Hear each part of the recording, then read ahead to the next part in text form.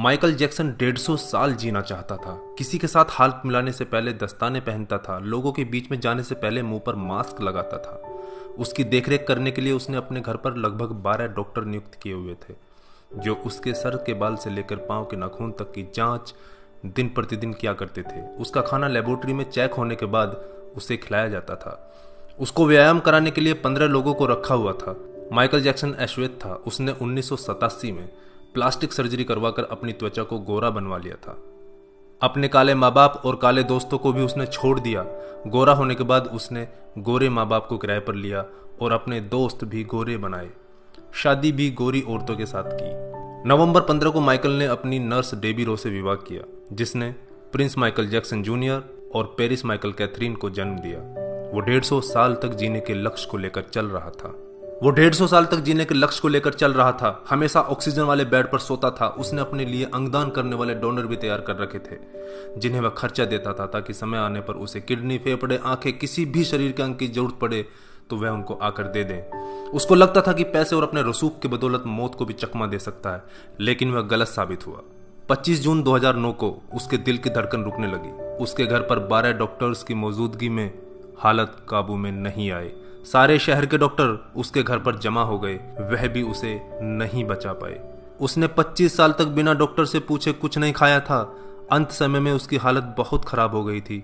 50 साल तक आते आते वह पतन के करीब पहुंच गया था और जून 25, 2009 को वह इस दुनिया से चला गया। जिसने अपने लिए 150 साल जीने के इंतजाम कर रखे थे, उसका इंतजाम धरा का धरा रह गया दोस्तों।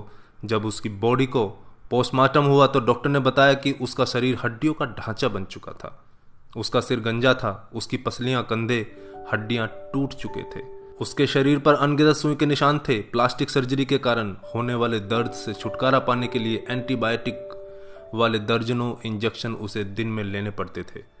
माइकल जैक्सन की अंतिम यात्रा को लगभग 2.5 अरब लोगों ने लाइव देखा था। यह अब तक की सबसे ज्यादा देखी जाने वाली लाइव ब्रॉडकास्ट है। माइकल जैक्सन की मृत्यु के दिन यानी 25 जून 2009 को 3:15 पर विकिपीडिया, ट्विटर और इंस्टा मैसेंजर सभी क्रैश हो गए थे। उसकी मौत की खबर का पता चलते ही गूगल पर 8 लाख लोगों ने माइकल जैक्सन को सर्च किया। ज्यादा सर्च होने के कारण गूगल पर सबसे बड़ा ट्रैफिक जाम हुआ था और गूगल क्रैश हो गया था। 2.5 घंटे तक गूगल काम नहीं कर पाया था। मौत को चकमा देने की सोच रखने वाले हमेशा मौत से चकमा खा जाते हैं दोस्तों। कुल मिलाकर सार यही है कि बनावटी दुनिया के बनावटी लोग कुदरती मौत की बजाय बनावटी मौत ही मरते हैं। क्यों करते हो गुरूर अपने 4 दिन के ठाठ पर? मुट्ठी भी खाली रहेगी जब पहुंचोगे घाट पर। क्या हम builders, interior designers, caterers, decorators के लिए कमा रहे हैं दोस्तों? हम बड़े बड़े कीमती मकानों और बेहद खर्चीली शादियों से किसे इंप्रेस करना चाहते हैं? क्या आपको याद है कि 2 दिन पहले किसी की शादी में आपने क्या खाया था?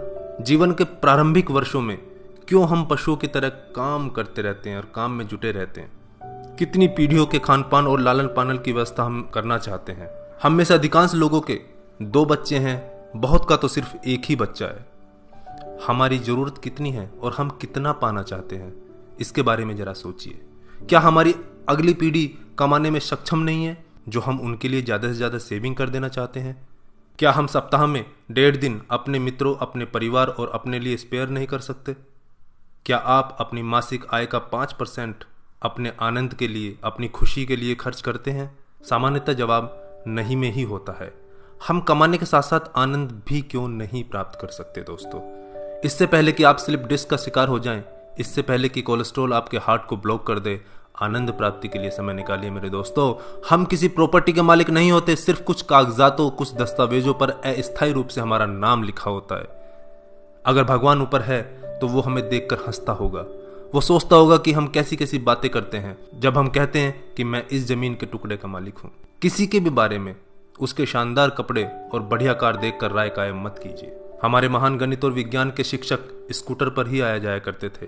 धनवान होना गलत बात नहीं है, लेकिन सिर्फ धनवान होना गलत है। आइए जिंदगी को पकड़ें इससे पहले कि जिंदगी हमको पकड़ ले। एक दिन हम सब जुदा हो जाएंगे, तब अपनी बातें, अपने सपने हम बहुत मिस करेंगे। दिन, महीने, साल गुजर जाएंगे, शायद कभी कोई संपर्क नहीं रहेगा, एक रोज हमारी बहुत पुरानी तस्वीर देखकर हमारे बच्चे हमसे पूछेंगे कि तस्वीर में ये दूसरे लोग कौन हैं? तब हम मुस्कुराकर अपने अदरस आंसुओं के साथ बड़े फक्र से कहेंगे, ये वो लोग हैं जिनके साथ मैंने अपने जीवन के बेहतरीन दिन गुजारे थे। मेरे दोस्तों, जीना सीखिए। धन्यवाद। जय हिंद।